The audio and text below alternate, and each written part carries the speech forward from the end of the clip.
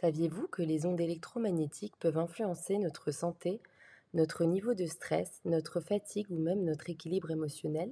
Dans notre monde ultra connecté, elles sont partout. Mais la bonne nouvelle, c'est qu'il est possible de minimiser leurs effets et de protéger notre bien-être. Espace Mom, une marque française innovante, a mis au point des solutions anti-ondes après des années de recherche. Leur mission?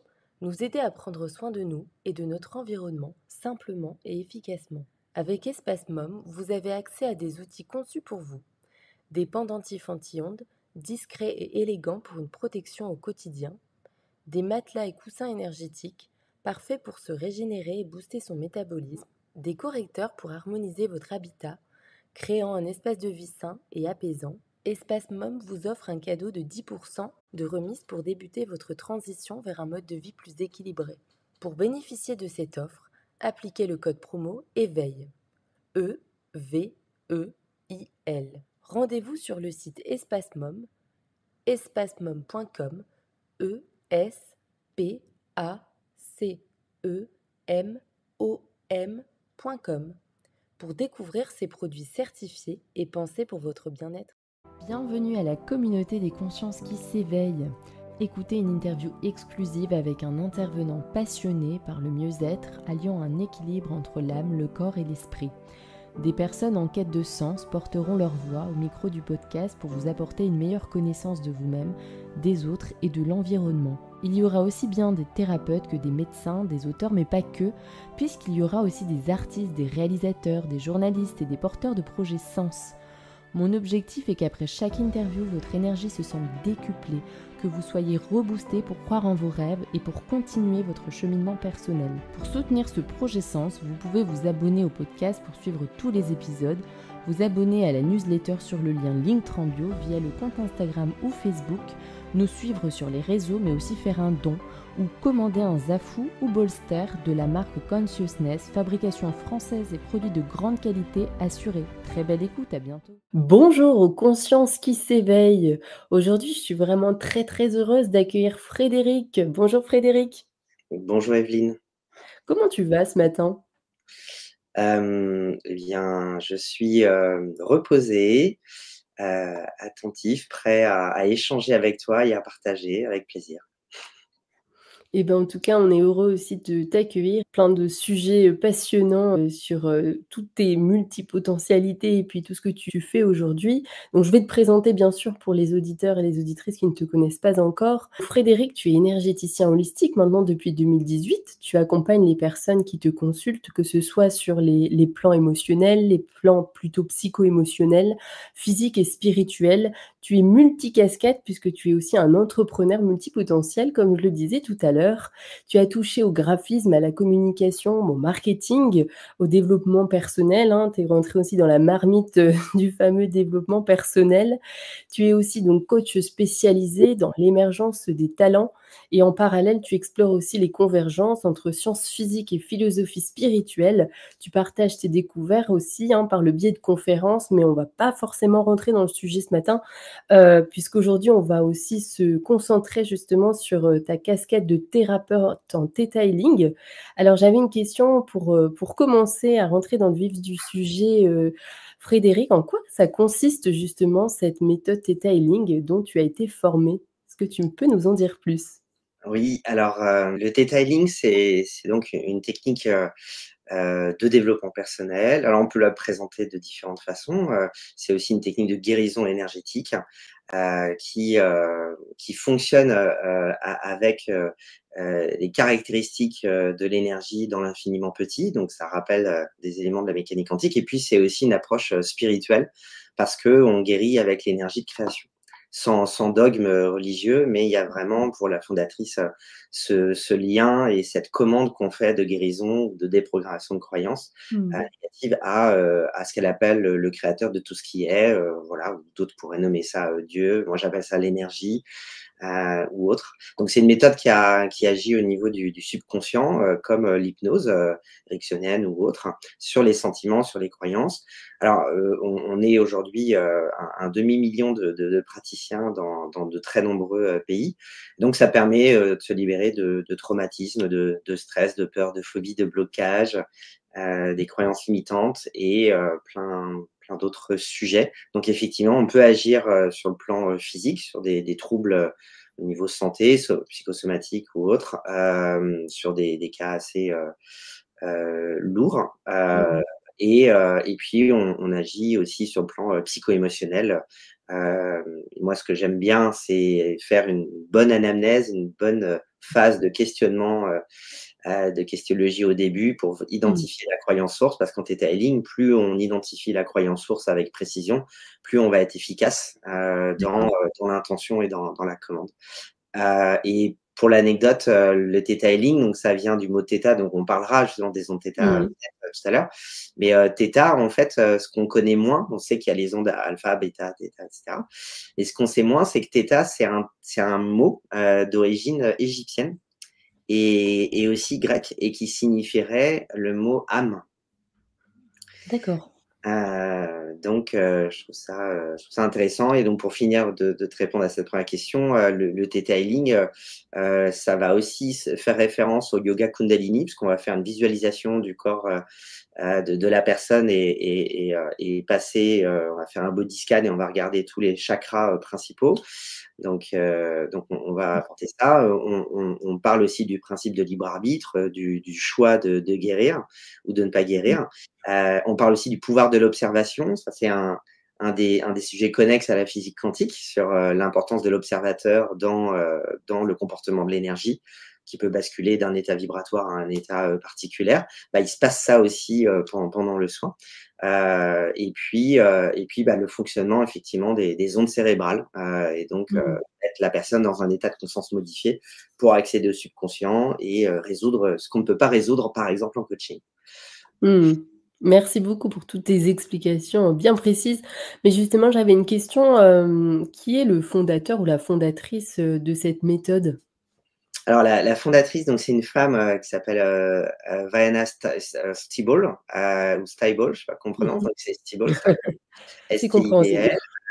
Et donc Diana, elle a, donc son histoire, c'est que elle, depuis toute petite, en fait, elle avait canalisé, une forme de soins, pour guérir les gens. Donc elle guérissait des personnes, depuis jeune. Et il paraîtrait que, voilà, déjà dans les années 2000, elle disait avoir opéré 20 000 lectures et guérisons. On parle de lecture de corps, lecture et des guérisons, donc c'est monumental. Et en fait, son histoire, c'est qu'elle a, donc elle guérissait beaucoup de gens, et un jour, elle a elle-même été confrontée à des problèmes de santé. Donc, elle a eu une tumeur au niveau de la jambe. Je crois que c'est le tibia, mais je suis plus sûr, au niveau de la jambe. Mmh. Et en fait, bien, c'était assez grave. Et on lui disait, voilà, elle avait des béquilles. On lui disait, bon, bah, faut plus poser le pied au sol. Et il y avait un risque de perdre la jambe, quoi. Et donc, à un moment donné, elle s'est dit, je n'ai jamais essayé d'auto-soin de toute ma vie, et bah, je vais essayer de pratiquer ça sur moi. Donc, ce qu'elle a fait sur autrui, elle a essayé sur elle-même. Donc, elle a fait donc ce chemin vers le créateur de tout ce qui est. Elle a fait une visualisation de guérison. Elle a commandé la guérison, et suite à cela, eh bien, quelques dizaines de minutes plus tard, elle s'est levée, elle n'a plus senti de douleur, elle arrivait à marcher sans ses béquilles, elle est sortie, elle s'est fait une petite balade, et puis, bah, après, quand elle est retournée voir le corps médical et qu'il y a eu radio, et cetera, bon, bah, il y avait plus de tumeur, il y avait plus de traces. Donc, au niveau sensation et au niveau factuel, heu, Mmh. radio, il y avait plus rien. Donc, ça fait partie de ce qu'on appelle des guérisons miraculeuses. En tout cas, Mmh. c'est le récit de cette femme. Et donc, bah, ça fait du bruit, hein, puisque, bah, les gens, voilà, voulaient aussi bénéficier de ces soins. Donc elle a un peu saturé en termes de soins. Donc elle a formé des gens à cette technique qui portait un autre nom avant, puis qui est devenu le Theta Healing, parce que elle a eu un compagnon pendant longtemps, peut-être qu'elle est toujours avec ce monsieur-là, qui était hypnothérapeute. Donc elle s'est intéressée à l'hypnose ericksonienne, etc. Et elle a vu des parallèles assez intéressants, et elle a constaté qu'effectivement, au-delà d'un voyage, eh bien, puisque c'est à la fois un voyage astral et une hypnose, eh bien, la D'accord. personne était en état de conscience modifié. Donc du coup, elle a vu que c'était les ondes θ, donc elle a dit tout simplement le soin par les ondes θ, donc Theta Healing. Voilà. Oui, oui, bien sûr, parce que du coup, c'est en anglais, hein, comme on a pu le Ouais. comprendre et puis, c'est les ondes, θ. OK. Je voulais aussi te poser la question de, vous parlez aussi des niveaux de croyance. Alors qu'est-ce que ça signifie, hein, déjà, ces 4 niveaux de croyance? Est-ce que tu peux nous en dire un peu plus aussi à ce sujet? Mmh.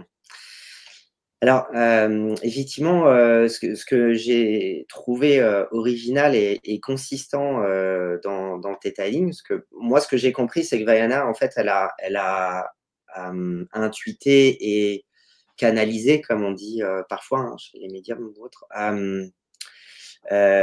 énormément d'informations. On pourrait nommer ça des enseignements, des pratiques, Mmh et, mh. et en même temps, elle a eu une lecture, c'est ça qui me plaît, comme je suis assez cartésien aussi, elle a une lecture scientifique de ça. Donc, elle a essayé de comprendre ce qui se passait pendant les soins, et elle a à la fois canalisé et interprété ce qui se passait, et elle s'est rendue compte que le Theta Healing permettait de résoudre les problématiques, donc soit majoritairement de guérir de choses, ou de déprogrammer des croyances limitantes et de programmer des croyances positives, et plein d'autres sujets beaucoup plus précis, et beaucoup plus ésotériques, hein, comme Oui. modifier le passé, réharmoniser son ADN, communiquer avec les anges. Il y a des choses qui sont où, dans le degré de tolérance et au Ouais. niveau des croyances, etc., ça peut aller très loin. Et donc, elle s'est rendue compte qu'il y avait 4 niveaux de croyances et qu'on pouvait agir et commander une guérison, et sur les 4 plans simultanément. Et donc, ces 4 plans de croyances, ces 4 niveaux de croyances, sont ce qu'on appelle les croyances centrales, les croyances génétiques, les croyances historiques et les croyances d'âme. Donc, les croyances centrales, c'est toutes les croyances qui se sont forgées au fil de notre vie, lors de l'enfance. Et là, Mmh ça mh. rejoint la psychologie et la psychanalyse traditionnelle, où tout le monde s'accorde à dire de façon universelle, c'est ce qu'on peut constater dans les lectures et les enseignements, que voilà, de 0 à 7 ans révolus, on se construit notre carte du monde, nos croyances. On sait aussi en neurosciences que lorsqu'on dit à un enfant, on répète 3 fois la même chose, une affirmation positive ou négative, elle est intégrée comme une croyance, et elle va être engrammée pour le reste de la vie. Mmh. Heu, donc si on dit à un enfant, «Bah, dis donc, ma puce, tu hyper jolie, j'aime bien comment tu t'habilles, Mmh, bien sûr. coquette, tu élégante», et cetera.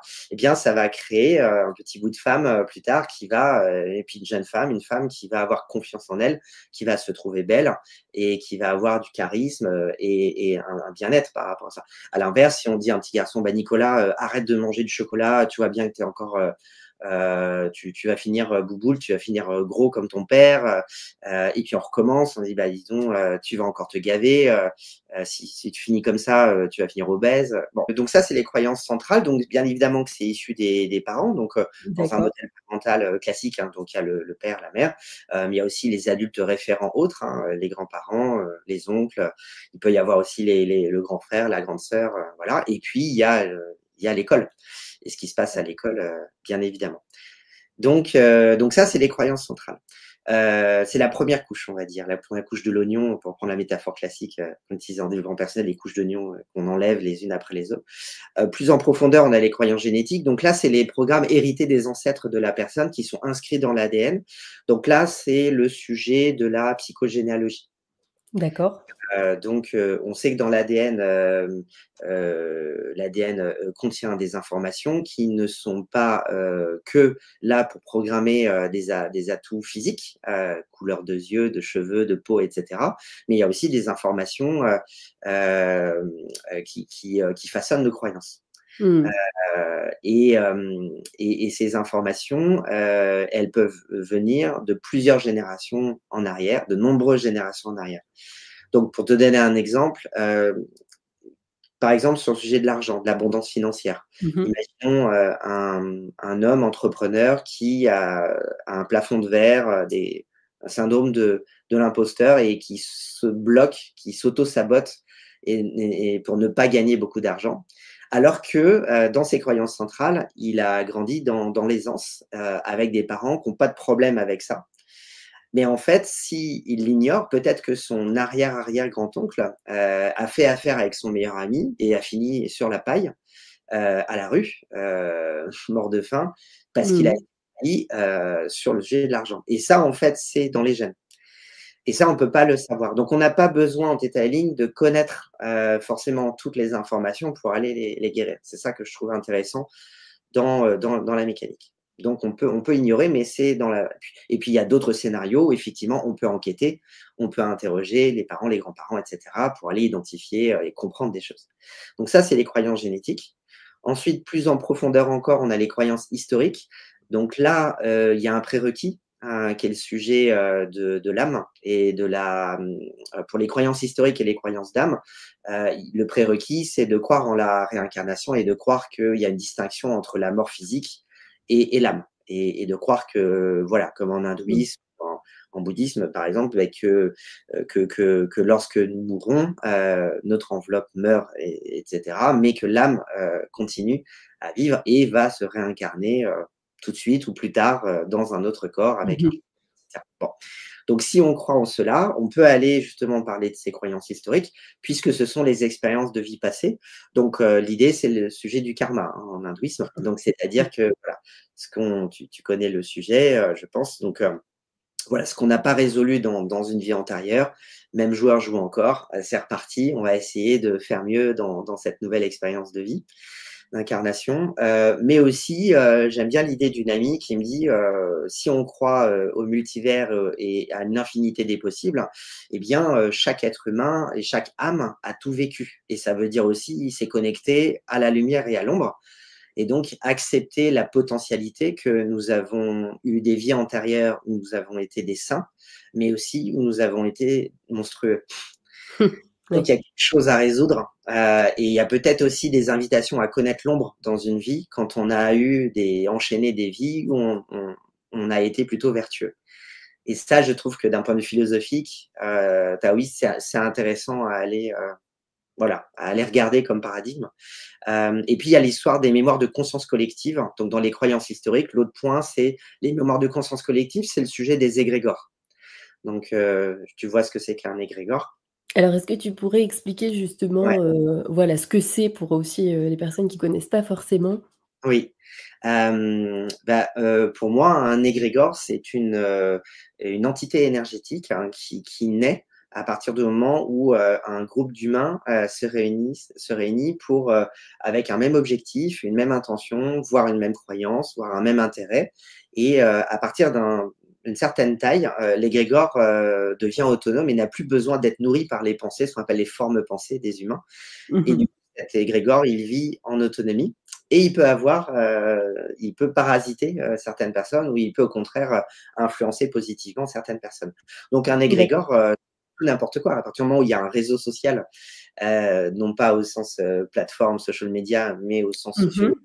Donc une équipe de foot, une équipe de salariés dans une entreprise, une famille ou un groupe d'hommes, un cercle de femmes, etc.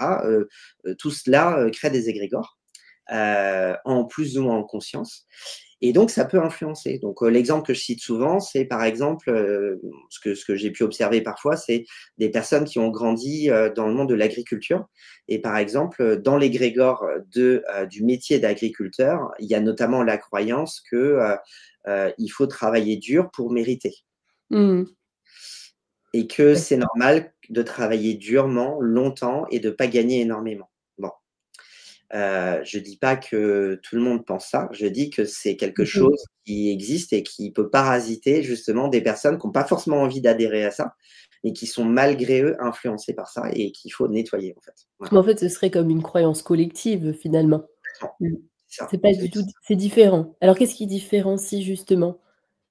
Alors Tu non, vois? pour moi, la croyance collective, pour moi, c'est notre façon de parler d'égrégore, hein. C'est effectivement, c'est assez similaire. Donc l'idée, c'est de s'extirper de cela pour, retrouver, son individualité, sa responsabilité et nettoyer, prendre en conscience ce qu'on veut garder et éliminer les croyances limitantes, qui ne nous appartiennent pas, voilà, auxquelles on n'a Mmh. pas envie d'adhérer, voilà. Mmh, complètement. Et Hem, déj ouais. ça fait beaucoup de boulot. Quand on Boulot et le quatrième et dernier niveau de croyance, c'est les croyances d'âme. Alors, honnêtement, j'ai fait, des dizaines de soins, je n'ai jamais été confronté à ce sujet-là, encore aujourd'hui. d'accord. C'est un sujet alors les croyances d'âme, c'est ce que l'âme de la personne a choisi de vivre et d'expérimenter. Donc c'est cette histoire du contrat d'âme. Mmh mh. Heu, cette croyance que, l'âme va, symboliquement, hein, signer un pacte pour dire: «Bah, je choisis Mmh. d'avoir ses parents, je choisis de vivre tout cela». Donc c'est le sujet du destin, hein, donc il va y avoir, toutes ces expériences-là, que je vais, embrasser, dans cette vie et OK, je vais faire ce job-là et j'y vais. Et donc ce contrat d'âme, eh bien, on pourrait, le modifier, le transcender et le modifier, le transformer et résilier et avoir la possibilité de dire: «Bah, finalement, mon âme avait choisi de vivre cela. J'ai fait de mon mieux, mais en fait, j'ai le droit de vouloir modifier mon contrat d'âme et de revisiter ça». Mmh. Bon, ce qui est plutôt rassurant. Ouais, ouais, ouais, Et c'est un d'ailleurs et ça m'évoque aussi, tu sais, un documentaire fiction, je sais pas si tu connais, mais c'est, pour imager aussi un peu ce que tu viens d'expliquer. Ça s'appelle, «L'entre-deux-vie», du réalisateur David Fressino et en fait, c'est très bien tourné aussi avec justement des images, des captures, de mmh, personnes qui, au moment de la mort, justement, font un peu la rétrospective de leur vie, des enseignements qu'ils auraient reçus et qui doivent ensuite, en conscience, choisir une autre vie, en tout cas leur prochaine vie et puis aussi les points sur lesquels ils doivent travailler, durant mmh. cette prochaine vie. Moi, ça me rappelle les témoignages de très nombreuses, EMI, expériences Oui, de mort imminente, aussi, oui. puisque, il y a des témoignages avec des indices, de ce sujet-là aussi. C'est troublant et puis aujourd'hui, on peut faire la politique de l'autruche et ne pas y croire, mais là, on a trop de quantité, de témoignages pour nier, voilà, il y a une vraie, il y a une vérité sur les EMI. Il y a énormément de gens qui l'ont expérimenté et il y a beaucoup de littérature là-dessus. Donc aujourd'hui, on peut plus le Mmh. nier et considérer que c'est de l'ésotérisme, bullshit. Je pense que c'est quelque chose qui est universel, quoi. Donc c'est très intéressant. Mmh. Mmh et ce qui est intéressant, tu vois, pour, juste, rajouter sur ce sujet, c'est que, bah, là, par exemple, il y a eu le dernier documentaire de Sonia Barkal aussi qui est sorti à propos des expériences de mort imminente et c'est surtout de voir l'avant et l'après. On sent bien que l'après est positif et puis, la vision du monde et de la vie de ces personnes a complètement été bouleversée dans le bon sens. Dans les Mmh. témoignages, ça revient souvent cette idée de: «J'étais tellement bien que j'avais pas envie de revenir, quoi». Mmh. Et Ouais. donc si je reviens, bah, pourquoi je reviens? Et qu'est-ce qui va changer dans ma vie maintenant au regard de cette expérience? Et ouais, je trouve ça chouette. C'est un peu Mmh. une mise à jour un petit peu, de son regard sur la vie, quoi. Justement, j'avais aussi une question. Il y a beaucoup de questions aujourd'hui, mais par rapport toujours, au detailing, comment tu pourrais, expliquer justement ce qui la différencie, par rapport, aux autres approches énergétiques? Toi qui Mmh. as aussi essayé plein de choses, plein d'approches énergétiques différentes, quel est ton avis à ce sujet? Mmh. Hem, alors, comme je disais un petit peu tout à l'heure, maintenant quand je présente le detailing de façon, simplifiée, pour un peu populariser la méthode, je dis que c'est une méthode qui associe, une forme d'hypnose avec un voyage astral. Parce que dans, la formation que j'ai reçue et dans le récit de Vaiana, la fondatrice, effectivement, c'est bien ça n'est pas forcément explicité ainsi, mais c'est bien une sortie de corps. C'est-à-dire qu'il y a bien un voyage du praticien qui embarque avec lui, son consultant, donc le client, pour faire ce voyage de guérison et donc l'originalité, c'est que contrairement à l'hypnose, traditionnelle, heu même si ça arrive pour certains, en theta healing, c'est le praticien qui se met dans un état d'auto-hypnose, donc qui se donne accès à lui-même à l'état θ, donc se met en état de conscience modifié et par résonance vibratoire emmène dans son voyage astral la personne qui consulte. D'accord. Là, c'est quand même relativement original. Et donc, il y a ce chemin, donc Vaiana explique ce chemin vers le créateur de tout ce qu'il y a, qui est une visualisation. C'est une visualisation très spatiale, très galactique, très cosmique, et en même temps tellurique, puisque c'est-à-dire qu'il y a une visualisation d'ancrage. Donc, on s'imagine en fait, voilà, que notre énergie dans notre corps est une lumière blanche qui remplit notre corps et qui tout d'un coup va aller descendre dans nos pieds et aller au cœur de la terre, s'enraciner, revenir. On visualise qu'on est bien enraciné.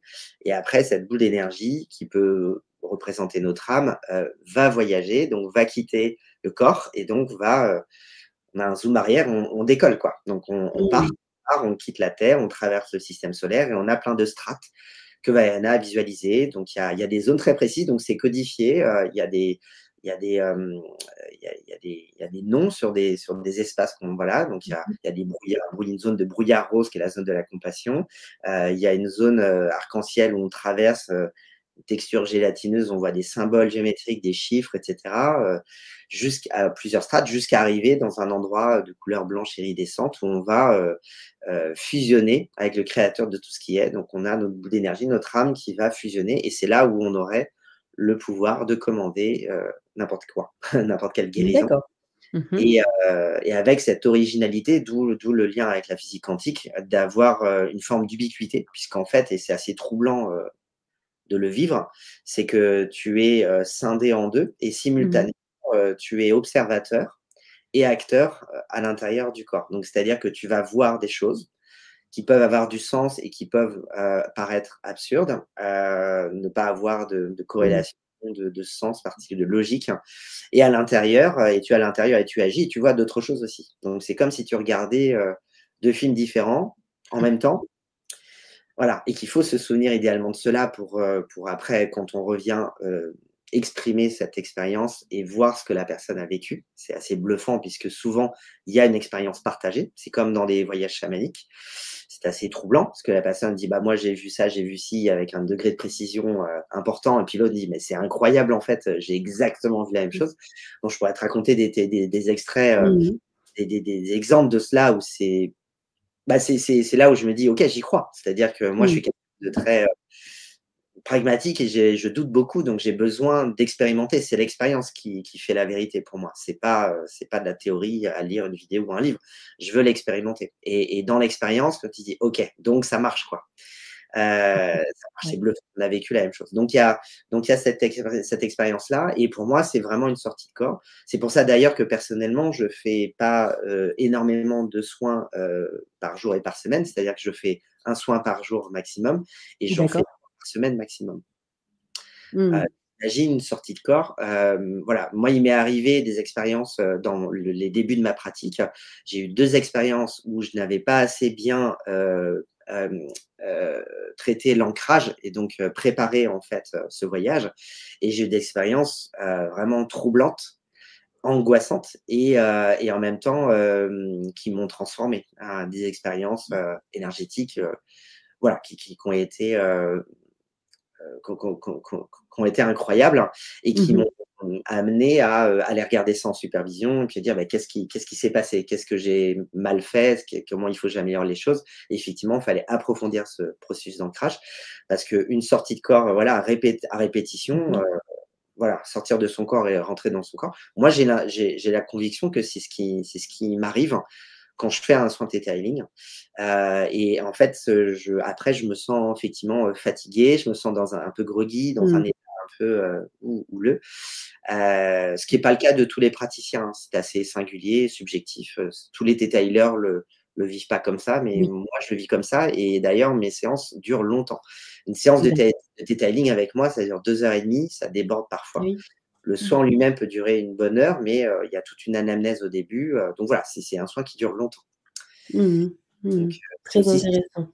Voilà. C'est intéressant aussi parce que justement tu parlais de supervision et ça je trouve ça important de le souligner aussi. C'est-à-dire que toi-même, en tant que praticien, c'est vrai que tu te fais aussi superviser, tu continues en tout cas d'explorer, voilà, de t'améliorer, de te questionner. Ça, je trouve ça hyper rassurant aussi pour les personnes qui te consultent. Est-ce que tu peux Mmh. nous en dire plus à ce sujet? Heu, En fait, sur le partage, comme tu disais, je suis coach. Alors en coach, je fais de la j'ai pratiqué, dès le début de la covision, donc c'est-à-dire de la supervision croisée horizontale avec des pairs, qui est une forme de supervision et j'avais beaucoup aimé ça et c'est vrai qu'en énergétique, je m'y retrouve bien dans ce sens-là. C'est-à-dire, sur des D'accord. moments privilégiés de partage de pratiques, même ça m'arrive, de faire des trocs. On me propose parfois des personnes ça crée de la curiosité, hein, le theta healing. Donc chez des personnes qui ont, pas mal d'expérience en tant que thérapeute énergétique, énergéticien et cetera, magnétiseur ou autre, qui ont envie de tester. Donc on fait pas du tourisme, spirituel, hein, donc Oui, je oui, le fais quand il y a un besoin, bien sûr. donc on va pas s'amuser à faire une sortie de corps pour quelqu'un qui a pas de besoin, ça n'a pas de sens. Donc faut que ça serve à quelque chose, donc voilà et du coup, bah, c'est l'occasion d'échanger et de partager, donc j'aime bien profiter, des salons, maintenant je participe régulièrement à des salons dans ce domaine-là et c'est l'occasion de rencontrer de nouvelles personnes et du coup, d'avoir des moments privilégiés de partage et effectivement de dire aussi en confidentialité, «Tiens, il y a eu telle expérience Mmh. avec telle Oui. personne, j'ai eu des difficultés à cet endroit-là, j'ai pas compris ce qui s'est passé là, j'aurais aimé mieux faire. Comment toi, tu t'y prendrais? Comment tu comprends ça?» Voilà et ça j'aime beaucoup parce que ça fait grandir, quoi. Mmh. Complètement. Bah, merci, pour tous tes partages aussi. Alors j'avais, justement, je voulais rentrer un peu plus, dans le vif du sujet. Donc la méthode Theta Healing, elle part de l'idée qu'en changeant justement notre cycle d'ondes cérébrales, on peut transformer notre réalité aussi. Tu parlais de blocage, enfin on peut vraiment venir travailler sur des choses aussi de fond. Est-ce que tu pourrais nous expliquer que sont justement ces ondes θ? Et en temps normal, tu en as un peu parlé en intro, mais sur quelle onde fonctionne notre cerveau? Je voudrais qu'on revienne un peu là-dessus. Mmh. OK. Alors, effectivement, en fait, la technique est nommée ainsi puisque, pour agir, on met la personne on se met en état de conscience modifié et la personne ici, puisque c'est l'état qui permet d'aller revisiter les croyances et les Mmh. comportements. Dans Theta Healing, on parle aussi qu'on peut, créer des sensations et des sentiments. Ce qu'explique Vaiana, c'est qu'il y a des personnes, qui, par exemple, n'ont jamais réussi dans leur vie à se connecter à certains sentiments, voire à certaines émotions. C'est assez troublant et pour moi, c'est pathologique. D'accord. C'est-à-dire qu'une personne qui n'a jamais connu la colère ou qui ne sait pas ce que c'est que la tristesse, alors quelqu'un qui n'est jamais triste, on pourrait dire, c'est une bonne chose, c'est heureux, la personne, voilà. Mais que va-t-il se passer, lors d'un deuil, lors d'un mauvais événement? Voilà, ça risque d'être la descente aux enfers. Donc je Mmh. pense que c'est intéressant d'aller, embrasser toutes les émotions, confortables et inconfortables. Mmh. Puis il y a, voilà, des notions de sentiments. Donc on peut faire de la création de sentiments, mais ça, on peut pas le faire, en état de conscience, classique. Donc on va utiliser un état d'hypnose. Donc quand on est dans un état éveillé, normal, en fait, ce qu'on explique, c'est qu'on souvent on oscille le cerveau, a des ondes alpha ou bêta. Donc les ondes alpha, c'est quand on est calme, posé, on est, tranquille, on est dans une phase de créativité ou de réflexion, assez douce. Et puis quand on est en état bêta, c'est quand on est en pleine activité, quand on dialogue, quand on parle comme là actuellement avec toi. Je suis plutôt en état bêta. Hem et puis il y a les extrêmes, que sont, eh bien, les ondes delta et les ondes gamma. Alors ces ondes, ont été nommées ainsi et pour le coup, c'est quelque chose de très scientifique, hein, puisqu'aujourd'hui on utilise, une machine, hein, qui est un encéphalogramme, Oui, c'est qui permet de faire de l'électroencéphalographie et ouais. donc c'est tout simplement les oscillations, Mmh. des ondes du cerveau. Donc le cerveau, hein, c'est électrique, le corps humain, c'est l'électricité, c'est de l'énergie, c'est du zéro et du un et c'est des oscillations et en fait, c'est, les hauteurs d'oscillation et les fréquences, donc en hertz, qui permettent de dire si on est dans tel état ou tel état. Corinne Sombrin, Mmh. qui a fait hein, cette expérience-là chamanique et qui a et allé voir en fait ce qui se passait au niveau de l'image cérébrale quand elle était tout d'un coup habitée par un esprit d'une louve et qu'elle se mettait à hurler, etc. Bon, c'est exactement ça qui a été expérimenté. Donc, c'est une expérience. Donc, en fait, les ondes delta, les plus petites, les plus faibles, c'est quand on est en état de sommeil profond. Donc, c'est quelques hertz, en fait. Mais d'ailleurs, chez certains humains, je trouve ça assez intéressant et troublant, c'est que chez certains humains, c'est même 0 hertz. Ça veut dire que si on met des petits capteurs et qu'on fait un électroencéphalographe en fait Ouais.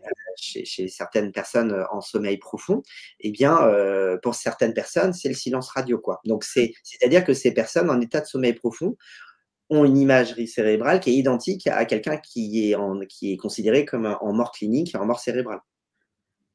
Ouais, c'est Et assez pourtant, impressionnant, là, ça ouais, se c'est réveille, ça curieux. revient. Voilà. Donc, qu'est-ce que ça veut dire? Donc, je trouve que c'est intéressant. Pour moi, ça interroge le sujet de la vie, de la mort et de la réalité aussi. Est-ce que la réalité, c'est ce qu'on vit au niveau sensoriel quand on est dans le corps? Ou est-ce que la réalité, c'est pas justement quand on se connecte au sommeil et qu'on est débranché voilà, petit clin d'œil au film Matrix, Ouais, entre autres. complètement, j'allais en parler. Ah oui, dans le personnage Morpheus qui dit: «Mais Néo, si la réalité pour toi, c'est ce que tu vois, ce que tu sens, ce que tu goûtes, ce que tu ressens», c'est très simple, hein, il suffit de mettre un ordinateur sur ton cerveau et de lui envoyer les informations pour te faire croire, toutes les sensations que tu es en train de vivre et auquel cas, la réalité n'est que ça. Mmh. Ça questionne. Donc ça, c'est les ondes delta, quand on est en sommeil profond et l'état thêta, donc le fameux état thêta, ce sont des ondes, entre 4 et 7 hertz qui correspondent à un état de relaxation intense et en gros, c'est très simple, c'est ce qui se passe lorsqu'on est en train de regarder une série Netflix ou, de lire un livre et qu'on est en train de piquer du nez, en train de s'endormir. Donc on est, à la fois en train de partir et d'avoir des pensées qui commencent à être incohérentes ou penser à des choses, voire en train de Ouais. reprendre le rêve de la nuit précédente. Et en même temps, on est moitié là encore, un pied dans l'éveil, à écouter vaguement ou lire vaguement quelque chose. Donc, Mmh. c'est cet état intermédiaire entre l'éveil et le sommeil profond. Mmh. Très intéressant et donc les enfants se situent où alors? Il me semble que c'est jusqu'à 7 ans ou ils se situent sur Mmh. quelle onde? Alors, c'est intéressant ce que tu dis. Je parlerai des ondes gamma après, qui sont les dernières. Mais D'accord. alors, ce qui est intéressant, c'est que les enfants sont souvent en état θ. Et ça, ils ne le maîtrisent pas. C'est-à-dire que les enfants sont souvent, en fait, c'est très contrasté puisque chez l'enfant, voilà, c'est l'époque, c'est la période de vie des contrastes avec, des sommeils très, très profonds et en même temps, des intensités, de vie, et puis, voilà, l'état alpha et bêta, très, très intense et Mmh mh. régulièrement, on dit parfois à un enfant qu'il est dans la lune. Et en fait, moi, j'ai appris à un moment donné qu'il fallait surtout pas brusquer un enfant ou lui parler ou le prendre par l'épaule, dire ouh, t'es là, quand il est dans la lune. Parce que quand il est dans la lune, en fait, ce qui est en train de se passer, c'est qu'il est en état θ. Et en fait, il est en train de se passer quelque chose. Et ça se trouve, il n'est pas complètement là. Ça veut dire qu'il est D'accord. moitié en train de faire une sortie de corps légère et il part et il revient. Donc, demander à un enfant le bouger comme ça et lui parler et de forcer les choses en disant: «Ouh, tu es là, tu es dans la lune, oh, on est là» et cetera. C'est aussi agressif que quand une fois, j'avais pas fait attention et en fait, j'ai un livreur qui a sonné chez moi, pendant que je donnais un soin Theta Healing et j'étais en sortie de corps. Alors, j'ai mis 3 jours pour m'en remettre. Donc, Mmh. Ouais. c'est violent. Donc en fait, les enfants qui sont soi-disant dans la lune, ils sont en état θ et c'est pas quelque chose qu'ils commandent, c'est quelque chose qu'ils subissent et donc on a des enfants plus ou moins lunaires d'ailleurs, hein, par rapport à ça et voilà, donc ça c'est en lien aussi avec d'autres sujets, comme ce qu'on appelle les enfants arc-en-ciel ou les enfants turquoise, ça c'est d'autres, c'est une digression. Mais il y a Mmh. certains enfants qui sont plus que d'autres en état θ régulièrement et ce sont souvent, des enfants qui deviennent des adultes, Mmh atypiques, mh. en marge de la société, avec une prédisposition à l'éveil spirituel et à la pleine conscience. Mmh. D'accord, OK. Passionnant aussi ça, ça ferait l'objet d'un podcast. Complètement. Et puis, pour finir sur les ondes, les ondes gamma, c'est donc les ondes avec une concentration profonde. Donc, par exemple, un pilote de chasse, quelqu'un qui Oui. va conduire un avion, tu vois, très, très vite, ou voilà, donc des expériences où on a besoin d'avoir une concentration, très, très aiguë. Là, en fait, ce sont les ondes gamma qui sont sollicitées.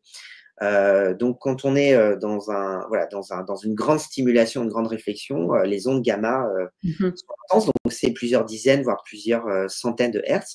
Et selon certaines sources, il y a certains humains qui émettraient des ondes gamma, de plusieurs milliers de hertz. Mmh.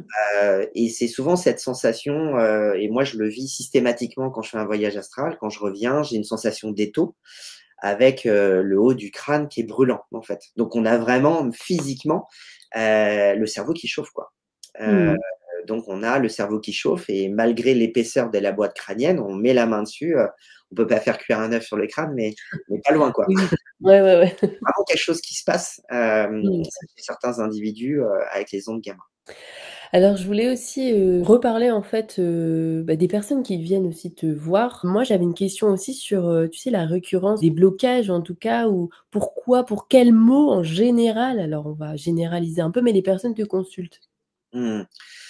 Alors, déjà, mon intention, déjà, 1re, n'était pas de répondre à des problématiques, de guérison physique.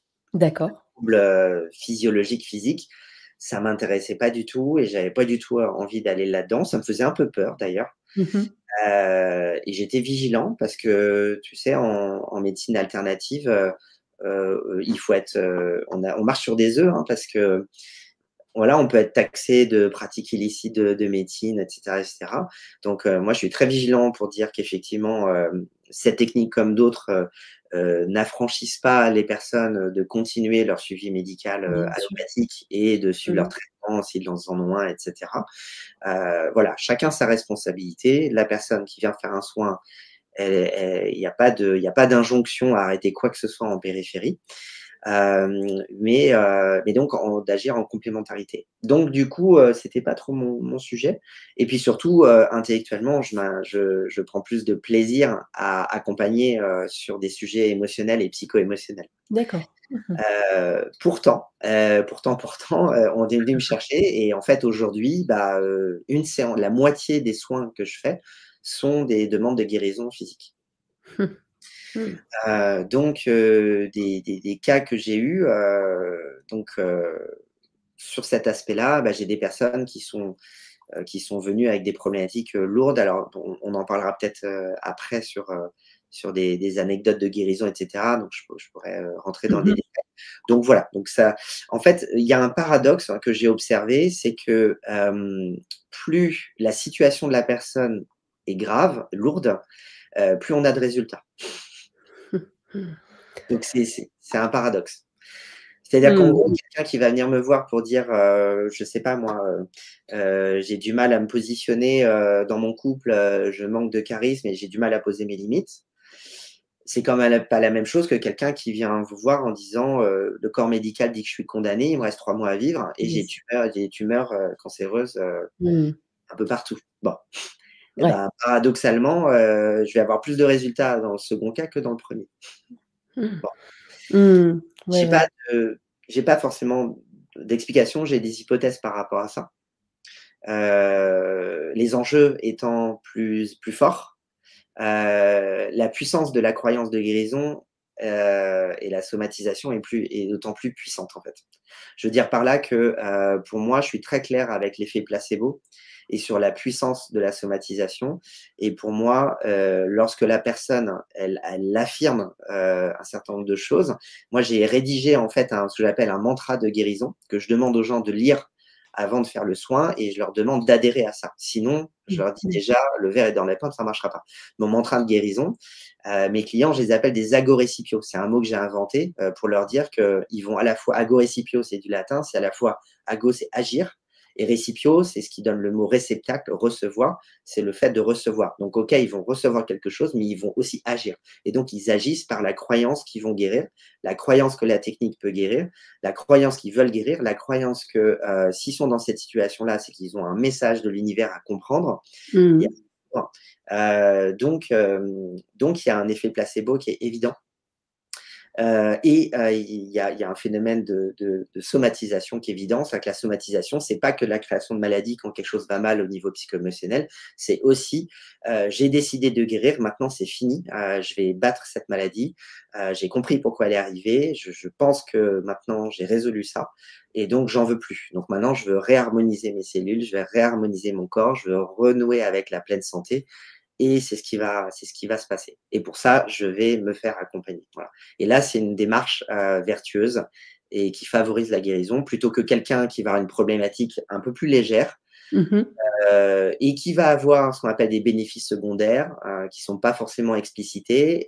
Et donc, bénéfices secondaires, c'est-à-dire à la limite, dans cette situation inconfortable, j'ai un désintérêt à la préserver. Donc, du coup, D'accord. ça va pas forcément Ouais. résoudre tout de suite parce qu'il y a un intérêt à rester dans cette situation inconfortable ou souffrante. Il y a des sujets autour de l'aspect physique. Et puis sinon, je vais avoir des personnes qui vont avoir. Alors, ce qui arrive souvent, c'est des personnes qui ont des blocages, des processus d'auto-sabotage. Donc, c'est pour ça que le travail de l'anamnèse au début, il est réjouissant et il est passionnant pour moi. Parce que j'aime bien dire que quand je rencontre une personne inconnue qui vient me voir comme ça en séance, pour moi, c'est un voyage. Non pas un voyage astral qui suit, mais un voyage vers un univers à part entière qui est le récit de vie de la personne. Et pour moi, c'est passionnant. J'adore rencontrer, écouter les histoires des gens, même si elles sont difficiles, Ouais. parce que c'est un voyage, c'est divertissant. Et Mmh. quand je dis ça, c'est pas péjoratif, hein, c'est divertissant dans le sens où j'ai de la curiosité pour les vies des gens et que c'est toujours passionnant de voir à la fois la singularité d'un parcours de vie et l'universalité d'une problématique. Mmh. Justement, plus tu pratiques, plus tu fais des passerelles et tu te dis, OK, je vois en fait où on est. Par exemple, il y a des sujets récurrents. Une femme qui a, moi, je suis affolé de rencontrer autant de femmes qui ont été abusées sexuellement. Mmh. De Ouais. voir que finalement, ce qu'on croyait être anecdotique est finalement quelque chose d'extrêmement courant encore. Donc aujourd'hui, voilà, les gens de notre génération, toi et moi, on sait on n'est plus du tout sur la génération de nos parents. Il y a encore 2 générations, dans certaines campagnes françaises, la pédophilie, c'était Mmh. normal, par exemple. Aujourd'hui, ça devient complètement absurde et pourtant, Bien on sûr. parle de quelques décennies, hein, en arrière. Bon, c'est affolant. Donc, tout ça pour dire qu'il y a des sujets qui sont récurrents. Et donc, effectivement, quand tu as accompagné 1, 2, 3, 10, 15, 20 personnes, 20 femmes sur le sujet de l'abus, bah, il y a des mécaniques et il y a des cheminements de guérison et de nettoyage, et cetera, qui se répètent et qui sont efficaces. Donc, il y a des thématiques effectivement récurrentes où je vais pouvoir guider la personne plus facilement et pouvoir faire des hypothèses plus rapidement pour Mmh. dénouer la situation et résoudre. Mmh. Voilà. Donc, et puis des fois, c'est des personnes qui ont des peurs, des phobies, des angoisses. Il y a voilà, donc des phobies classiques, des choses qu'on peut aller traiter. Voilà. Alors, il y a des theta healers qui traitent les addictions. Moi, c'est un sujet que je D'accord. fais rarement, mais on peut aussi traiter les addictions. Une addiction est souvent liée à une blessure. Donc, on va bosser sur les blessures de l'âme de Lise Bourbeau ou autre. Et ensuite, on va aller opérer le soin. Donc voilà. Donc c'est vrai que les sujets sont variés. Il y a des sujets récurrents, puis il y a des sujets originaux. Mais il y a souvent l'histoire de blocage. C'est vrai qu'on dit souvent que le Theta Healing, ça permet de débloquer, un peu comme en Access Bar avec les points d'acupression sur le crâne, etc. Où voilà, on fait du déblayage, comme on dit à Access Bar. Voilà. Mmh. Je retrouve OK. cette philosophie dans le Theta Healing, c'est du déblayage, du nettoyage, épurer en fait tout ce qui nous encrasse, tout ce qui nous permette d'avancer sereinement dans la vie et tout ce qui, voilà, toutes ces chaînes qui nous pèsent et qui nous Ouais. empêchent d'avancer dans nos relations amoureuses, dans nos projets professionnels, dans savoir dire merde à ses parents, dans ne pas avoir peur de dons spirituels. Enfin, il y a plein de sujets où on a besoin de s'alléger, en fait. Voilà. Mmh. Bah, merci Frédéric, ça fait du bien de l'entendre et merci, c'est vraiment passionnant. Justement, hein, c'était important aussi, je le répète, tu le disais tout à l'heure, mais c'est en complémentarité aussi, bien sûr, des médecines traditionnelles et ça, c'est vraiment, super que tu l'aies précisé aussi. Mmh. J'avais aussi une question quand même sur les contre-indications. Est-ce qu'il y en a, voilà, pour les personnes qui nous écoutent? Ouais. Alors, sur les contre-indications, il y en a peu. Ce que pour moi, ce qui est important, alors il y a un sujet spécifique sur les femmes enceintes. Heu, D'accord. Vaiana explique que, par expérience, selon elle, il vaut mieux pas travailler sur les croyances lorsque on a un fœtus, on a un petit bébé, dans le ventre. Parce que ça pourrait perturber en fait, voilà, le fonctionnement psycho-émotionnel du bébé après. Donc ça c'est un sujet, on pourrait expliquer plus longuement, mais voilà. Donc si on est enceinte, il vaut mieux éviter. Mmh. Ensuite, moi ce que je conseille aussi, c'est, d'espacer, les soins. C'est vrai pour le detailing, c'est vrai pour d'autres pratiques, c'est d'espacer au moins de 15 jours, laisser s'écouler 2 semaines avant et 2 semaines après, d'étaler, en fait, voilà, les soins. Il y a des personnes qui Mmh. veulent essayer différentes choses, donc sur la thérapie classique, longue, aller voir un psychanalyste et cetera, c'est une chose, mais si on reçoit un soin, reiki, eh bien, on va pas, faire un soin detailing la semaine d'après, quoi. Voilà. Moi, je Mmh. préconise de laisser au moins 2 semaines s'écouler avant et après. Et puis enfin, moi, je suis assez prudent sur les enfants, donc j'ai décidé de pas faire de soins detailing aux enfants. Hem et aux mineurs, voilà, en général. Donc des fois, c'est délicat parce que j'ai des parents qui me contactent en me disant: «Voilà, on croit en cela. On a une ado de 14-15 ans qui a des blocages et cetera. Est-ce que» voilà, donc moi, je marche sur des œufs, donc je fais rarement des exceptions, mais je préfère travailler qu'avec des adultes. Et l'autre jour, j'ai eu, un cas assez particulier, de quelqu'un qui a vu mes pratiques en tant qu'énergéticien et quelqu'un qui a suivi aussi mes conférences sur, ma théorie, sur le voyage spatio-temporel multivers par saut quantique intégral. Donc voilà, c'est très verbeux. Et du coup, il y avait une confusion entre un sujet et l'autre. Et en fait, il mélangeait tout ça en s'appropriant ma théorie Mmh. comme une technique énergétique, ce qui n'est pas du tout le cas. J'ai jamais dit que c'était une technique de soin énergétique. Et il demandait, et en fait, je me suis rendu compte que, en plus, c'était un homme qui était, sous tutelle. Donc Ah il oui. vivait chez ses parents et en même temps, il était sous tutelle. Et en fait, moi, j'ai senti de la fragilité, Mmh. psychologique, en fait, chez l'individu, et je me suis dit que c'était pas forcément, sain, en fait, et ça le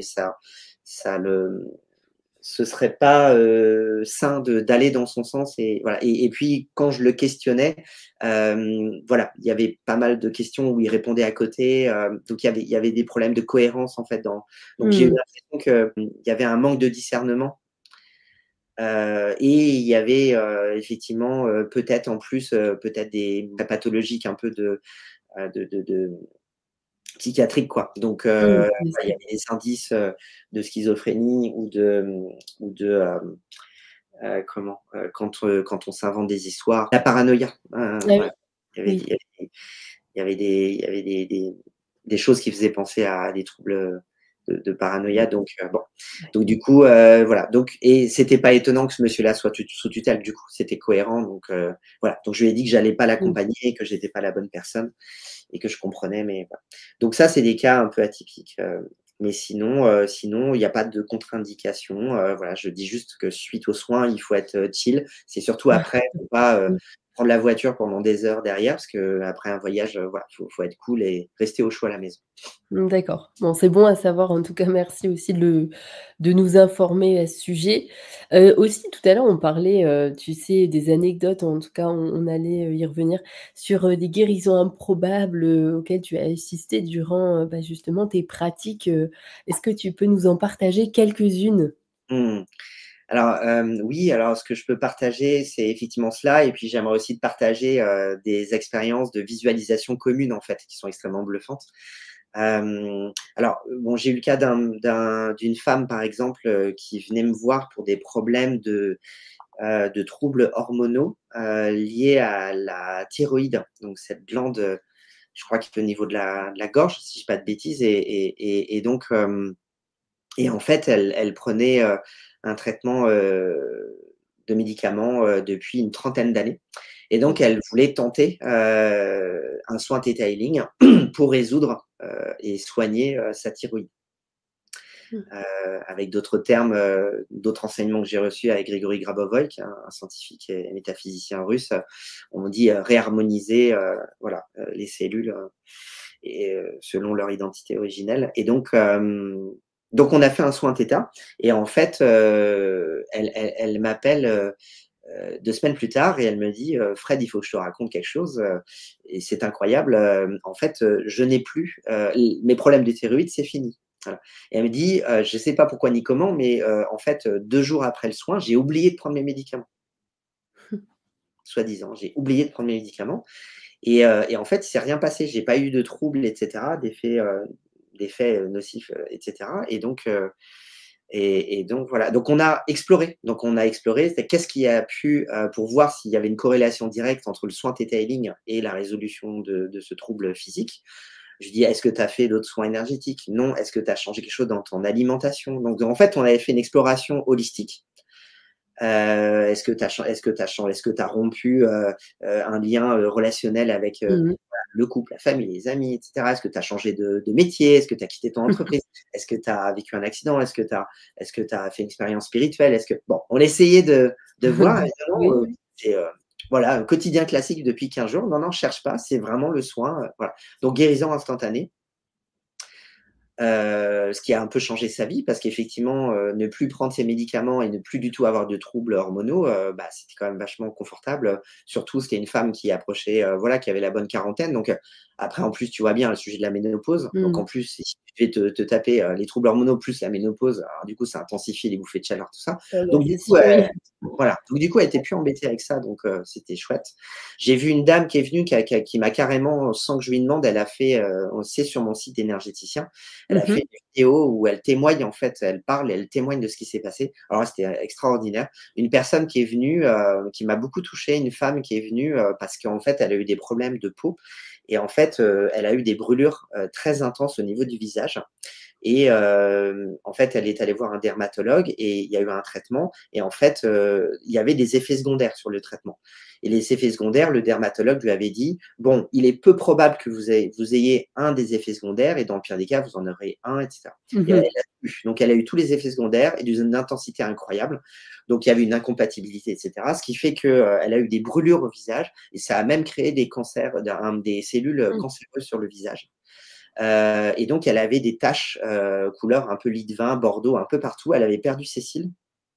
Et elle est venue me voir. Elle avait une couche de, je sais plus ce que c'était. C'était de crème très grasse qu'elle avait sur le visage. Et donc, c'était dur pour elle parce qu'elle disait, voilà, j'étais une belle femme, je suis dévisagée. Donc, tu vois, ça l'a troublée sur son identité. Donc, il y avait de la douleur parce qu'en plus, elle souffrait. Et en plus, il y avait un trouble psycho-émotionnel sur son identité. Donc voilà, donc c'était vraiment très, très dur. Et en fait, on fait le soin et en fait, à la fin du soin, il y avait la couleur de ces taches avait changé et s'était éclaircie. Et en plus, il y avait des démarcations très nettes. Un peu comme, tu sais, des gens qui ont des taches de naissance couleur un peu vin bordeaux, etc. Elles sont très nettes par rapport à la couleur de peau plus blanche. Et là, c'était ça. Et en fait, les couleurs, on était passé de la couleur un peu bordeaux à la couleur un peu rose foncé. Et puis c'était flou. Toutes les taches avaient des bordures floues, alors qu'avant, elles étaient nettes. Et elle m'a envoyé des photos quelques heures après, le jour même. Elle me dit, c'est incroyable, tout est en train de partir. Et 2 semaines plus tard, elle avait quasiment la totalité des taches qui avaient disparu. Et elle a retrouvé son état normal de visage quelques mois Incroyable. plus tard, mais là, majoritairement 2 semaines après. Voilà. Et ça a été diffus comme ça. Voilà. Donc ça a été bluffant. Et puis, j'ai eu le cas d'un monsieur qui est venu me voir, qui était condamné, qui avait donc un cancer et qui avait des tumeurs sur la poitrine, qui étaient visibles de l'extérieur sur la peau, donc la tumeur sur la poitrine, dans le dos, et qui avait beaucoup de tumeurs dans le cerveau. Et malheureusement, voilà, il était condamné. Donc on a fait un soin. Alors, c'était un soin Theta Healing qui avait été associé avec une autre technique énergétique. On a expérimenté D'accord. quelque chose avec Aurore à l'époque, qui faisait des suites numériques de Grigory Grabovoi. Donc, il y a une technique très puissante aussi. Donc, on avait décidé d'expérimenter un soin en duo. Et on a fait 2 séances avec ce monsieur-là. Et en fait, on avait fait de notre mieux à l'anamnèse, mais en fait, à la fin du premier soin, il s'est mis à craquer et il nous a avoué quelque chose. Voilà, parce qu'on a eu des visualisations, on a eu des images, on lui a raconté des choses Oui, et on dit voilà, on a décrit des scènes qu'il a vécues avec des membres de sa famille, etc. Et donc, du coup, il nous a lâché oui, bien sûr. patate chaude, il nous a avoué finalement l'origine de son mal et il est probable qu'il ait somatisé, qu'il se soit créé sa maladie, quoi, par une culpabilité mortifère. Donc, du coup, on a fait une deuxième séance et ce qui s'est passé, c'est que déjà, suite à la première séance, ces tumeurs à la poitrine ont quasiment disparu et dans le dos aussi, donc il y avait quasiment plus rien. Et quelques semaines après le soin, il a fait, je crois c'est un IRM, hein, je crois que c'est une image Oui, du cerveau. Et en fait, il cerveau, avait ouais. la majorité des cellules cancéreuses qui avaient des tumeurs qui avaient disparu. Et donc, bah, le pronostic médical était plus du tout le même. Hein. Donc, voilà. Donc, il avait libéré sa parole, il avait sorti des choses de lui. Effectivement, il y avait une grande culpabilité. Et en même temps, c'est très intéressant parce que malgré tout, donc il guérissait, il était en rémission évidente. Et malgré tout, quelques mois plus tard, il est décédé d'autre chose. Et ce qu'explique Vaiana dans son livre, hein, donc il y a ça, c'est le premier tome, c'est le gros pavé qu'on reçoit en tome 1, donc c'est la technique du Theta Healing, guérir avec l'énergie. Donc c'est un pavé de 400 pages. Et il y a un chapitre où elle explique que parfois, la meilleure résolution, c'est de mourir. Donc c'est troublant de dire ça, c'est pas politiquement correct et donc bon, je peux pas développer, en manque qu'il faudra encore du temps, mais parfois, en fait, la meilleure résolution, c'est de partir. Donc et ça a beaucoup plus de sens quand on croit à la réincarnation et quand on croit C'est sûr. au concept de Mmh. l'âme, que de dire que dans cette vie, une fois que je meurs, tout est fini et je vais disparaître, ma conscience disparaît, il n'y a pas d'âme, etc. Donc c'est quelque part, c'est plutôt réconfortant Mmh. au concept de l'âme. Est-ce vrai ou pas? Bon, moi j'y crois.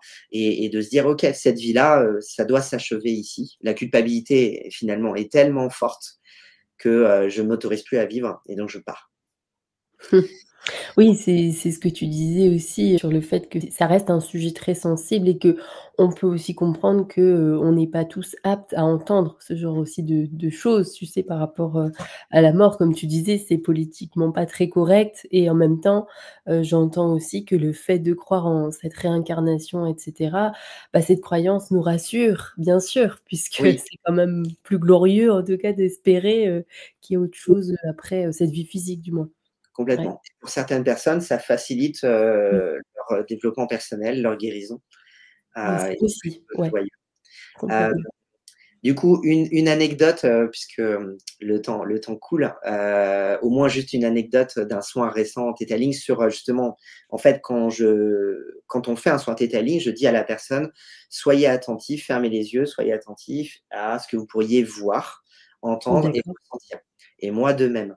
Et quand je reviens, en fait, c'est d'abord moi qui partage mon expérience parce que c'est d'autant plus bluffant et ça contribue au processus de guérison. C'est d'autant plus bluffant de raconter quelque chose que la personne a vécu avant qu'elle l'exprime. Donc du coup, par exemple, il y a un soin récent où j'ai dit: «Bah, voilà, j'ai vu des choses très différentes». J'ai vu par exemple, assis à côté de nous sur ce banc, une dame âgée, physiquement qui était comme ça, un peu trapue, habillée avec une blouse, qui Mmh était mh. penchée, qui était plutôt rondouillarde et cetera. Et la personne, elle a les larmes aux yeux, elle me dit: «Bah, c'est ma mamie, en fait, elle est décédée il y a quelques semaines et je sais qu'elle est là, elle est présente et elle habite Mmh. là et elle m'accompagne et donc je sens sa présence. Donc bon, ok. Ensuite, je lui dis, j'ai vu une scène, toi plus petite, avec ta grande sœur et du coup, on est dans une pièce blanche, beige, etc. Et il y a tu tiens un ours en peluche qui est un ourson qui est assez gros, pas une petite, mais une moyenne peluche. Il est à quatre pattes et c'est important pour toi. Et donc là, c'était un soin que j'ai fait chez la personne et D'accord. la personne me dit, elle sourit, elle me dit: «Bouge pas». Et elle te ramène la peluche? Elle me ramène la peluche en me disant: «Voilà la peluche» et elle me dit: «Il y en a 2, j'en ai une et ma sœur en a une» et il s'avère que le sujet, pendant l'anamnèse, le sujet de la relation avec la sœur était un sujet important Mmh. à résoudre. Et le soir même, elle allait dîner chez sa sœur et quelques jours après, elle me dit: «Ça n'a jamais été aussi fluide avec ma sœur, Incroyable. incroyable». Ouais, c'est dingue, c'est Et dingue. j'ai des anecdotes alors une dernière quand même qui est bluffante et j'arrête là-dessus. Une femme, que j'accompagne et je lui dis: «Voilà, je t'ai vu précisément, je t'ai vu sur un décor, une île un peu, alors ça me fait penser à l'Irlande, voilà, une île avec, de l'herbe verte, des petites montagnes, des pierres ici et là et je t'ai vu dans une armure, d'argent, de la tête aux pieds jusqu'au cou comme ça et vraiment on voyait même pas ta peau, ton corps, tes vêtements, il y avait vraiment de l'armure de la tête aux pieds avec des fleurs de lys et cetera, qui brillait et tu avais une épée, hyper longue, 2 mètres, qui traînait sur le sol et qui fendait l'herbe et on voyait la terre et cetera et tu avais un aume comme ça et tu avais une cape blanche et il y avait beaucoup de vent et tes cheveux, tes longs cheveux blancs, blonds étaient, voilà, dans le vent. Je lui décris ça quand même et là, elle me dit: «Écoute, c'est incroyable, ça fait 4 nuits d'affilée hem, de que je rêve de ce personnage, qui a été, brûlé vif, cette femme, De Jeanne d'Arc? de Jeanne d'Arc». Voilà. Elle me dit: «Ça fait 4 nuits d'affilée que je rêve de Jeanne d'Arc». Incroyable. Donc ça, on l'invente pas et je me suis rendu compte à force d'expérience que le fait de faire ça dans cet ordre-là, le fait que la personne constate qu'on a une expérience commune et partagée, Mmh. ça contribue à la somatisation, à l'effet placebo dont je parlais. C'est-à-dire à la croyance que effectivement, si on a vécu une expérience similaire, ça veut dire que la commande de guérison va agir, tu vois? Oui. Mmh. Et donc c'est hyper intéressant et toutes les personnes ne sont pas, aussi réceptives les unes les autres. Donc des fois, il y a des expériences qui sont riches et d'autres qui sont pauvres. Et puis des fois, on voit des choses différentes. On n'a pas la même grammaire symbolique. J'explique, voilà. La D'accord. grammaire, ce que j'appelle la grammaire symbolique, c'est que, par exemple, pour moi, un symbole de lenteur, par exemple, pour moi, la tortue, c'est un symbole de lenteur. Mmh mh. Pour d'autres personnes, la tortue, c'est un symbole de protection, Ah oui, oui, oui, c'est vrai. Mmh. tu vois? Donc, dans le champ symbolique, on a des interprétations différentes. Donc, Différente.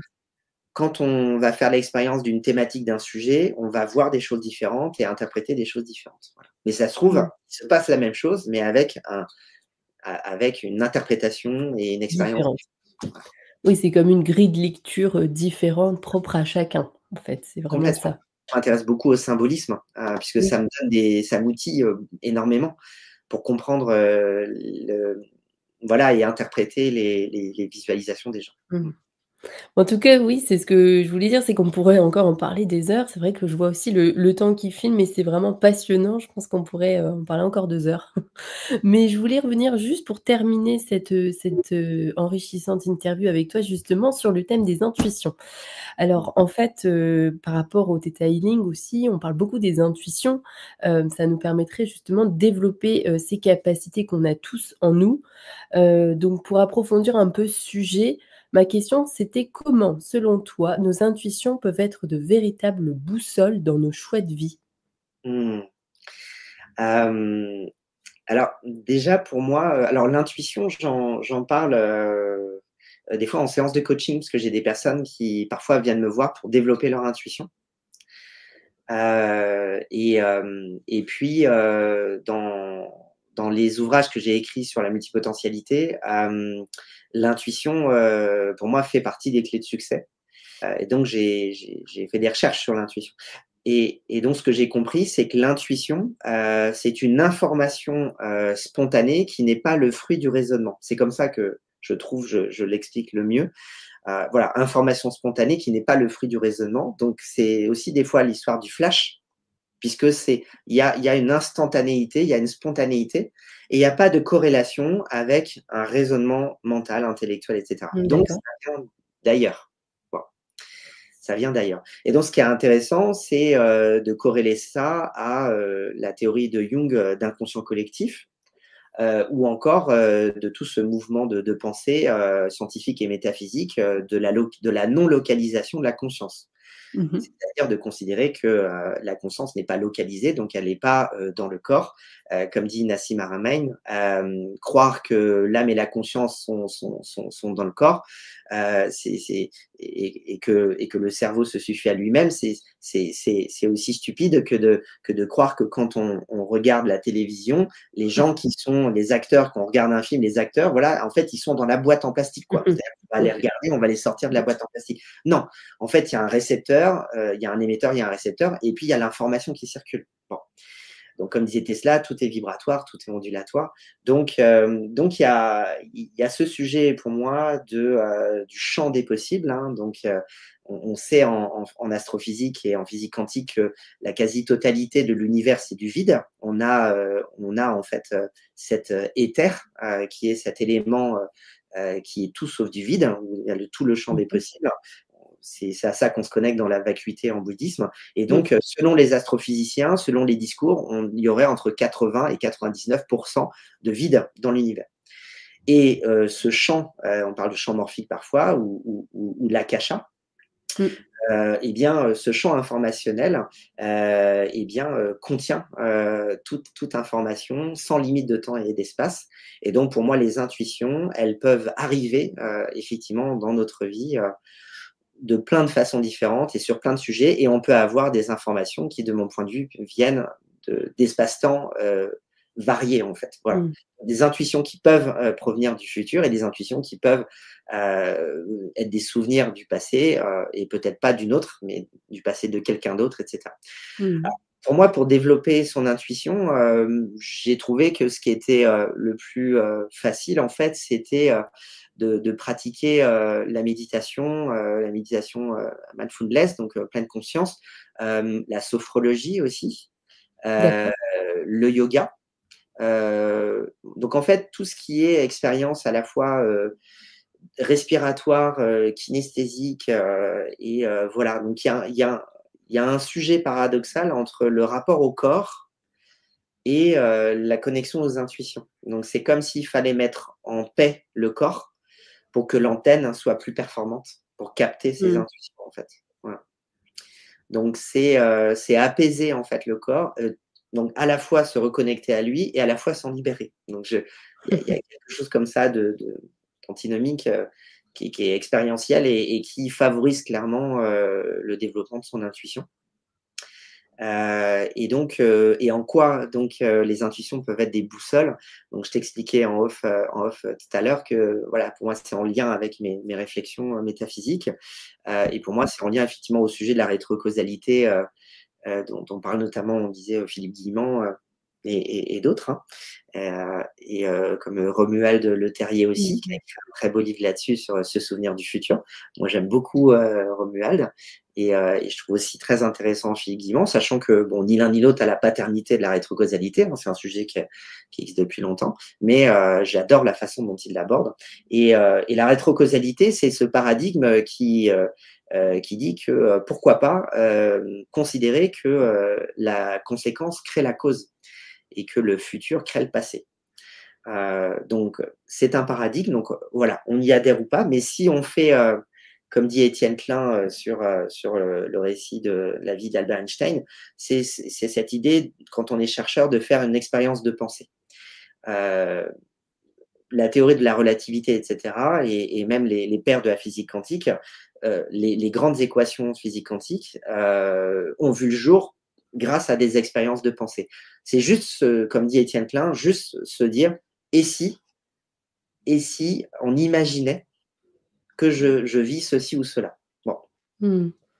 Et donc, et si j'imaginais que c'est possible, hein, dans ce cas-là, j'adhère au paradigme que la conséquence peut créer la cause et que le futur peut créer le passé. Si j'adhère à cela, comment je peux comprendre le monde, comment je peux comprendre les intuitions. Et là, du coup, on peut faire plein d'hypothèses nouvelles qui sont très intéressantes et qui peuvent amener à créer des expériences. Romuald Le Terrier a créé un protocole de création de synchronicité, qui, D'accord. pour certaines personnes, fonctionne très bien et c'est assez troublant. Et donc, il explique très bien. Et donc, pour moi, il y a un sujet entre intuition et rétrocausalité, parce que développer son intuition, ça permet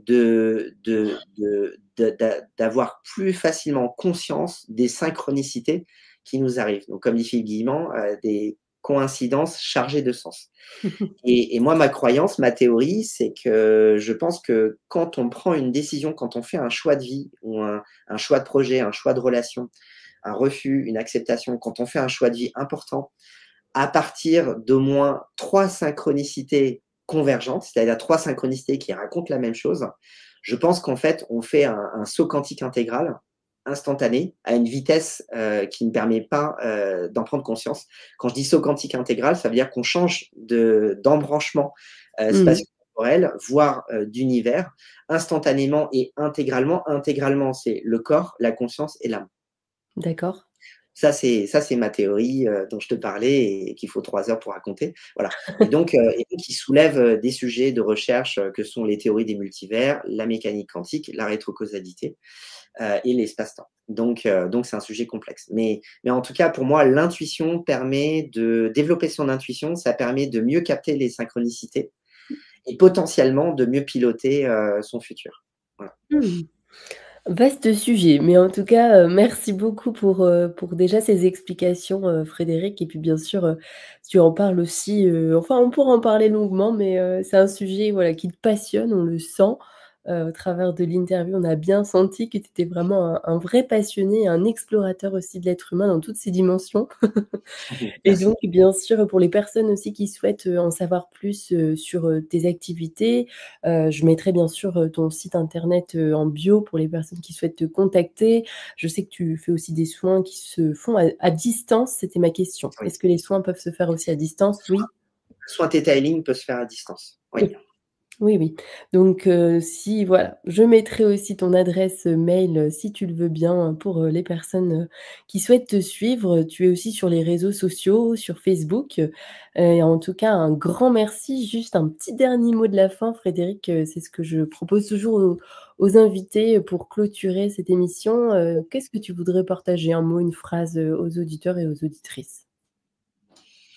Ce Hem, que tu veux. eh bien, ce que j'aurais envie de partager, c'est une croyance que j'ai par rapport à mes recherches. À un moment donné, je suis arrivé à la conclusion, mais qui est une conclusion, probablement éphémère, qu'en fait, la notion d'amour, inconditionnel, et la notion d'énergie et la notion de conscience, heu que ces 3 concepts, en fait, sont exactement la même chose. C'est-à-dire que la conscience, l'énergie et l'amour, heu, ce sont 3 notions qui finalement, constituent un seul et même élément, en fait. Mmh.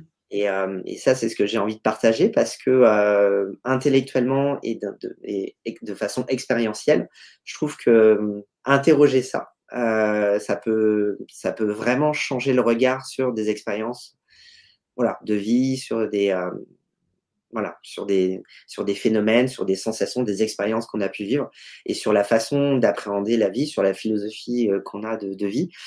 Considérer qu'effectivement conscience et énergie, c'est la même chose et que l'amour, finalement, c'est la même chose. Heu, Mmh. Bah, du coup, on porte une responsabilité, différemment dans nos relations et dans notre rapport, à la vie, je trouve. Mmh. Voilà mon mot de la fin. Mmh.